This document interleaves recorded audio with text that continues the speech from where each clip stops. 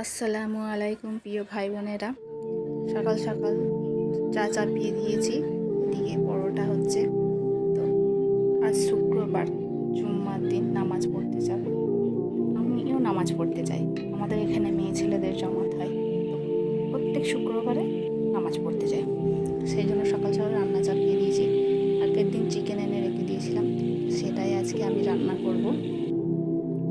তো রান্না চাপিয়ে দিয়েছি। আর ছেলেদের তো বাহানা আছে, এটা খাবো না সেটা খাবো না। সেই জন্য আমার ছেলেকে কাবাব করে দেবো। তার জন্য আলাদা করে আমি একটু চিকেন পিষে নিয়েছি। সেইটাই আমি মশলা মাখিয়ে নিয়ে রান্না করব।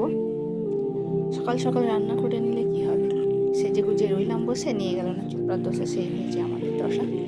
রেডি হয়ে গিয়েছিলাম, কিন্তু হঠাৎ দেখি বৃষ্টি এসে গেছে। অনেকক্ষণ অপেক্ষা করলাম, যাবো বলে রেডি হয়েছিলাম, কিন্তু লাস্ট পর্যন্ত যাওয়ার হলো না, কেননা বাইরে প্রচণ্ড বৃষ্টি হচ্ছে।